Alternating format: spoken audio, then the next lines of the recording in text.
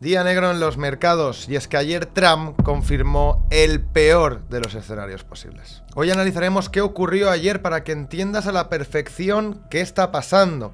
Analizaremos cómo puede impactar esto en los mercados para sacar estimaciones ahora que ya tenemos los datos. Y también pasaremos al análisis técnico para ver en qué punto estamos y qué podemos esperar las próximas semanas y meses. Probablemente este de los vídeos más importantes del año. Vamos a ello.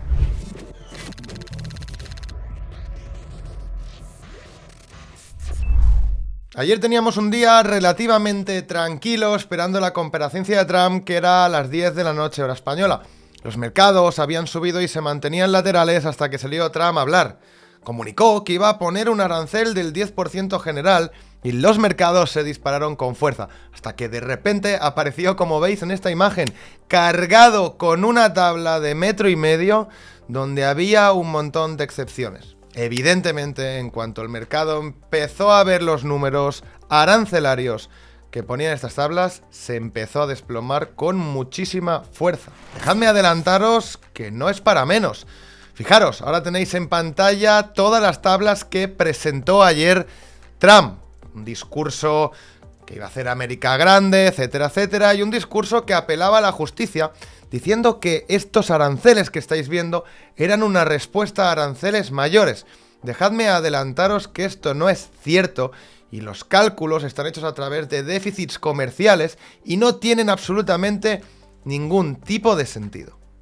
Al final vemos como China se quedaba con un 34% pero tenía un 20% previo, se queda con un 54% de aranceles, Europa con un 20%, Vietnam con un 46%, importante Vietnam porque muchas manufacturas, empresas rotaron sus productoras de China a Vietnam para intentar evitar problemas como este y al final no les ha servido de nada. 46% también para estas empresas, Taiwán 32%, Japón 26%, India 26%, muchísimos aranceles. A la izquierda en las columnas podéis ver lo que teóricamente dice Trump son los aranceles que tienen estos países para Estados Unidos, pero repito, esto no es cierto, se ha hecho un cálculo del déficit comercial, partido por importaciones, una auténtica chapuza sin sentido, algo muy burdo además, como podéis ver en esta imagen de aquí, que le han puesto también un impuesto general del 10% a las islas McDonald's que están cerca de Australia, donde no vive absolutamente nadie, donde tienes que pedir un permiso para poder acceder y solo viven pingüinos, ¿de acuerdo? Para que veáis lo burdo de este panorama de aranceles que ha lanzado Trump ayer. Yo me pregunto, ¿qué habrán hecho los pobres pingüinos? ¿Habrán puesto presión sobre los Estados Unidos? Pues no lo creo, ¿no? Simplemente es una chapuza para disparar estos aranceles hacia arriba. ¿Y cómo de malos han sido estos aranceles? Bueno, pues los analistas de mercado esperaban que fueran por debajo del 10%. Si sumamos el general, todas las tablas, etcétera, y sacamos un arancel homogéneo, estaría aproximadamente entre un 22 y un 25%. Repito, se esperaba entre un 6, un 7, 8% arancelario, y nos hemos ido prácticamente a un 25%. Esto no se veía desde 1930, después del crack del 29, donde se aplicaron unos aranceles del 20%, ahora superiores a esto. He de decir que además estos aranceles proporcionalmente son mucho más grandes, porque la globalización que tenemos en 2025 no tiene nada que ver con la que teníamos en 1930. Y dejadme avanzaros que desde el crack del 29, cuando se aplicaron todas estas políticas arancelarias en el 30, ¿de acuerdo? Vimos una corrección desde máximos históricos de un 86% al S&P 500. Evidentemente no digo que esto vaya a ocurrir, pero cuidado porque están jugando con fuego. Y sí, hay tesis que lo está haciendo para negociar, etcétera, pero para mí es un movimiento muy peligroso, se está inmolando, tampoco tenemos la certeza que realmente sea para negociar, veremos los otros países si no hay respuestas, si no hay escaladas. No tenemos nada, la idea era que esto quitara la incertidumbre y lo único que está haciendo es multiplicarla y dispararla. Primero de todo porque con estos niveles de aranceles no sabemos qué puede ocurrir, nada bueno probablemente, y porque no sabemos si Trump va de farol, si no y cómo van a responder el resto de países, que probablemente callados pues no se van a quedar. Ya os adelanto, y esto sí que lo pienso, si esto no es un farol, si Trump tiene previsto de verdad dejar estos aranceles o bajarlos un poco, esto nos manda directos a una recesión, porque estos aranceles no hay por dónde cogerlos y no tienen ningún tipo de sentido. Y sí, por supuesto, claro que van a disparar la inflación, claro que van a desacelerar la economía, y no solo la americana, también la europea, y va a generar, pues evidentemente, muchos problemas a nivel económico global, por supuesto. Pero todavía no lo sabemos, esperemos que sea un farol. Iremos analizándolo día a día. Y ayer, mientras los mercados de futuros colapsaban, Scott Bessent, secretario del Tesoro, apareció y primero de todo nos dijo algo muy gracioso, y es que, hombre, pues que no había que mirar la cotización del aftermarket, la cotización de los futuros, que él había aprendido a no mirarlo, ¿vale? Pues bueno, vamos a pasar de esto largo porque prefiero no responder. Y luego dijo que las correcciones que se estaban viendo, la liquidación del mercado de valores, era un problema del MAC 7, es decir, de los 7 magníficos, y no un problema de MAGA, ¿de acuerdo? Bueno, en parte tiene razón, pero por supuesto, los 7 magníficos no han puesto aranceles. Pero cuidado, como vais a ver en la imagen que tenéis a continuación, los que van a recibir el golpe más duro de los aranceles, que eso sí, los pone MAGA, son los 7 magníficos, que a día de hoy ponderan el 37% del S&P 500, con unas valoraciones completamente infladas, algo que ya sabéis, llevo diciendo muchísimos meses, que me preocupaba y mucho. Pues bien, estos aranceles, desde el momento en el que se apliquen, impactan directamente contra el MAC 7, un MAC 7 que está débil, que está sobrevalorado y que, aunque haya corregido, sigue ponderando demasiado en el S&P 500. Así que hay que seguir muy de cerca a los 7 magníficos. Evidentemente, pues impacta contra el Nasdaq, contra el S&P 500 y contra todas las empresas, ¿no? De los aranceles, pues no se escapa nadie prácticamente. Y ahora que hemos hablado del MAC 7, os voy a hacer una pregunta. Si vosotros, por ejemplo, fuerais Europa y ahora también tuvierais que llegar con negociaciones a la mesa y ejercer presión, porque en una negociación, como no tengas cartas, has perdido directamente. ¿Dónde atacaríais? ¿Cuál es el punto más débil ahora mismo de los Estados Unidos? El MAC 7, ¿no? Por ejemplo, y yo lo dejo caer, igual sale la Unión Europea que quiere presionar a las tecnológicas, atacándolas con nuevos impuestos y sobre todo a las 7 magníficas, que impactan directamente en el S&P 500. Como digo, escaladas, estamos en un territorio peligroso. Estos aranceles no se aplicarán hasta el día 7. Veremos a ver qué ocurre y si finalmente se quieren reducir. Por ahora no pondría la mano en el fuego absolutamente en nada. Y con todo el tema arancelario no podemos apartar la vista de los datos macroeconómicos, que evidentemente ahora van a tener un impacto más importante que nunca después de que el mercado esté tan tenso. Pues bueno, hoy jueves hemos tenido empleo que ha salido bien, tampoco espectacular, pero ha salido bien. PMI de servicios, que me preocupaba, ha salido bien, pero con un dato que a la vez ha salido mal, el PMI no manufacturero del ISM, ¿de acuerdo? Que implica que hay una contracción de empleo de un sector que a día de hoy ocupa pues el 75-80% de todos los Estados Unidos. Así que mucho cuidado también con los datos macro. Mañana tenemos nóminas no agrícolas, tasas de desempleo, cuidado con esto, y las declaraciones de Powell. Recordemos que otro de los catalizadores para intentar resurgir del punto donde nos estamos quedando enterrados es la Fed, una bajada de tipos, un QE, no sé, una reunión de emergencia, algo para intentar solucionar el problema que los está enterrando ahora mismo Trump. Veremos, porque evidentemente el tema arancelario dispara la inflación, con una inflación alta no pueden bajar tipos y Powell está en una situación que os garantizo que a mí a día de hoy no me gustaría presidir la Fed ni muchísimo menos. Una situación como poco incómoda. Paso a paso, veamos qué nos dice mañana y qué datos tenemos. Y el resultado de todo lo explicado por ahora en este vídeo, ¿en qué acaba impactando? Pues en incertidumbre, correcciones, como estáis viendo en Polymarket, pues la probabilidad de recesión en esta casa de apuestas cripto que ya conocéis la mayoría y que tiende a acertar bastante, se ha disparado hoy hasta un 50% y ahora ha caído a un 46%, ¿vale? Se ha disparado más de un 30% en aproximadamente 8 horas, para que veáis lo negativos que han sido los aranceles, acumulando datos macroeconómicos que llevamos a las espaldas. Y es que, bueno, pues evidentemente sí, el riesgo de recesión, si estos aranceles se quedan y al final no se llega a ningún acuerdo mutuo, pues para mí, mucho más del 50%, por supuesto. Pero como no lo sabemos, pues ahí se queda, un flip, 50%. A ver qué ocurre, si los deja recesión y si no, pues ya veremos, esquivamos la primera bala. no todas. Pues entonces nos encontramos a día de hoy con un flip, dos escenarios. Si esto es un farol y realmente se llegan a acuerdos y se quitan estos aranceles, pues bueno, habremos capitulado finalmente y desde algún punto entre ahora y los 5.300, 5.200 del SP500 veremos un suelo y saldremos hacia arriba. Pero luego está la otra cara de la moneda. Si esto no es así y entramos en recesión, entraríamos en un mercado bajista del SP500.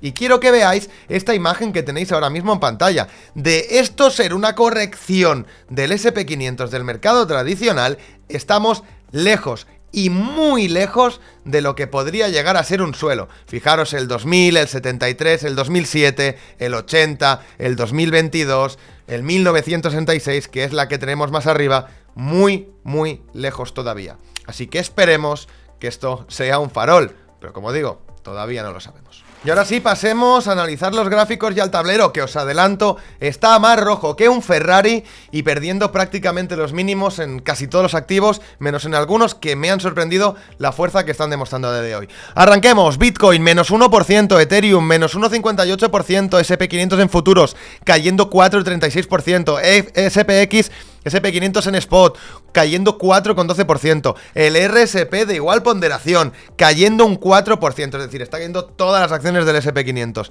Nasdaq en futuros, un 5%. Nasdaq en spot, 4,91%. Russell 2000, 6,27%. ¡Qué auténtica barbaridad! Dow Jones, menos 3,41%, que es una barbaridad para el Dow Jones. Pasando, evidentemente, a los 7 magníficos. Tesla menos 6%, Meta menos 7%, Nvidia menos 7%, Amazon menos 8%, Google menos 3%, Microsoft menos 2,2%.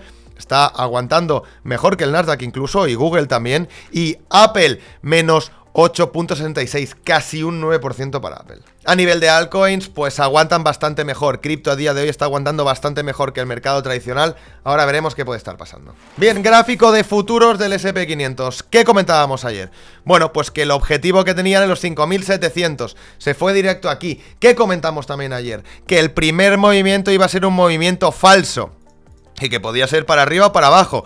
¿Dónde marcamos las zonas, no? Pues fijaros que finalmente el movimiento que dio fue falso hacia arriba y luego acabó cayendo. ¿Podemos dar los mínimos por perdidos que hicimos aquí y aquí? Sí, por supuesto, en gráfico de futuros ya los podemos dar por completamente perdidos. Hemos cerrado muchísimas velas por debajo y con muchísima fuerza. Ahora mismo acabamos de romper otros mínimos de nuevo en el SP500 con una fuerza brutal, por supuesto, hacia abajo. Veamos qué está ocurriendo en el gráfico spot del SP500. Bueno, pues nuevos mínimos confirmados también para el gráfico spot. Volatilidad que nos envió hacia arriba. No llegamos en el spot a la punta, pero sí llegamos en el de futuros. Y en la parte baja sí que ya la hemos roto y nos vamos hacia abajo. Toda esta zona de aquí que tenéis marcado en este color azul verdoso es un gap. Lo dejaremos apuntado porque nada cae como un cuchillo para siempre, y eso tenemos que tenerlo en cuenta. En algún punto, sea el suelo o no, habrá reversiones y probablemente vengamos a cerrar este gap. Así que lo dejaremos marcado para analizarlo todos los días. ¿Cuál es la siguiente zona para el SP500? Con cierta importancia de demanda. Bueno, pues ya lo sabemos. La primera zona importante son los 5.325, seguidos de los 5.200 aproximadamente. Toda esta zona es una gran zona de demanda. Perder la zona de los 5.120 sería muy peligroso. Incluso perder la zona de los 5.300. En este punto de aquí tenemos un mínimo anterior que tendremos que ver cómo responde y al que todavía no hemos llegado en los 5.400. Probablemente quiera rebotar aquí para venir a cerrar el gap y luego igual venir a los 5.300. ¿Por qué? Bueno, si nos venimos a simetría de mercado, ¿de acuerdo? Y entendemos que acabamos de romper este mínimo de aquí, por simetría, lo que tenemos que trazar es los impulsos, ¿de acuerdo? Fijaros, desde esta zona de aquí, la continuación, rebote, pérdidas de mínimos, venimos sobre estas zonas de aquí y ahora deberíamos de buscar continuaciones con otro impulso simétrico que probablemente nos quiera llevar a las zonas que hemos comentado con anterioridad. Así que cuidado porque ya hemos perdido los mínimos y aunque veamos rebotes probablemente tengamos que hacer mínimos. Y para mí la zona más interesante a día de hoy está por debajo de la zona de los 5.400, sobre todo 5.300 y pico aproximadamente a partir de ahí. RSP de igual ponderación, ya sabéis aquí los 7 magníficos no pesan.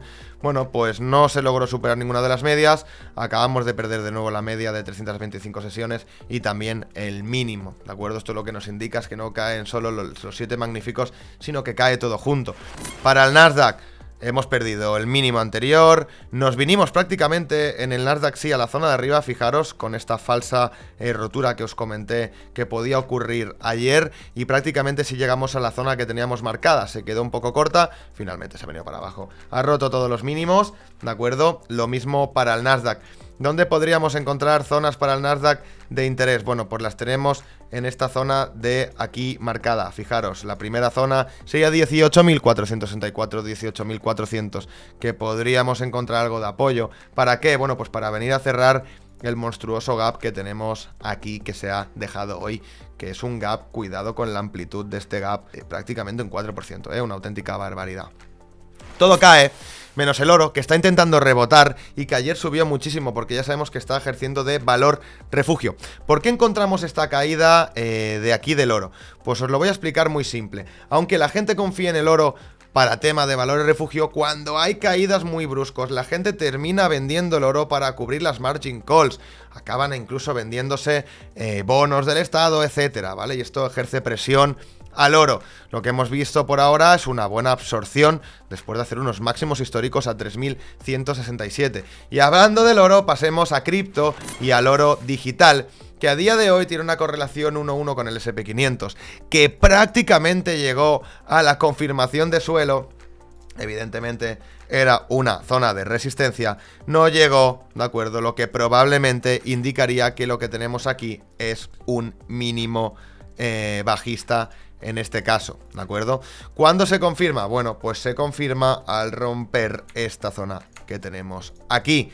Confirmaría que esto es un mínimo. ¿Y a dónde nos enviaría si rompe esta zona de aquí? Bueno, pues absorber lo que queda de la zona de demanda, pero probablemente a intentar testear los mínimos de Bitcoin, ¿vale? Ya veremos.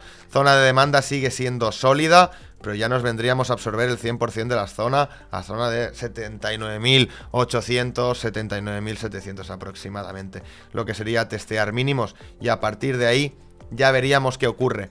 Pero por ahora, Bitcoin aguantando muchísimo mejor que el mercado tradicional, lejos de mínimos, mientras todo el mercado tradicional está perdiendo todos los mínimos. Fijaros qué fuerza relativa tiene Bitcoin, aunque a veces va con delay. Y por ahora yo no abriría ninguna botella de champán. Para Ethereum, bueno, pues hemos hecho un mínimo más bajo que el que teníamos aquí de la caída del 11 de marzo. Sin embargo, ya sabéis qué opino yo, esto para mí no es un mínimo, por ahora es una zona igual, hay muy pocos puntos de diferencia, ¿de acuerdo?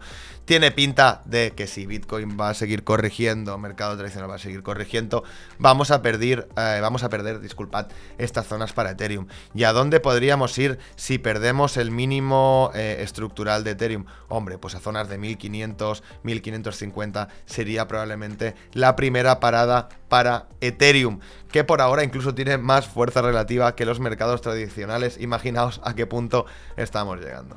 Quiero recordaros dos cosas importantes. El dinero no se hace comprando subidas, ni comprando picos de euforia, ni en cripto, ni en el mercado tradicional, ni en ningún sitio.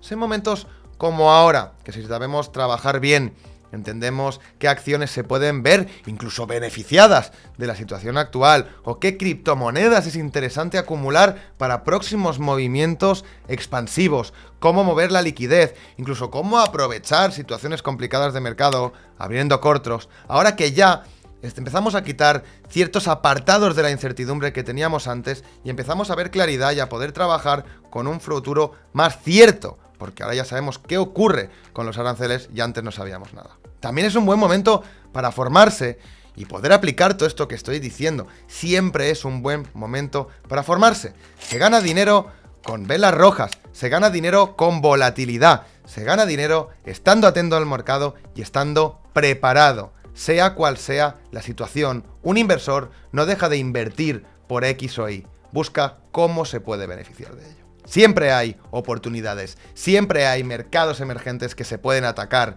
operativas de trading que se pueden explotar, ineficiencias de las que se puede generar capital y acumular activos que den rendimientos también a medio y largo plazo. No hay excusa, compañeros.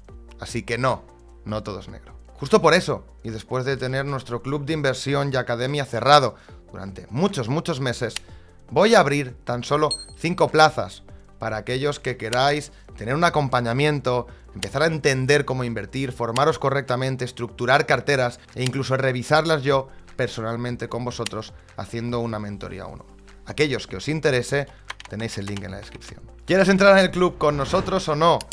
Lo de que no hay excusa es una realidad. Y para todos los demás, nos seguiremos viendo, por supuesto, en este canal, al pie del cañón. Esto es todo por hoy. No quiero ver a nadie deprimido. Esto es un emblema más que ganáis como inversores. Mucha suerte en los mercados, pero sobre todo, y más que nunca, habilidad. Nos vemos.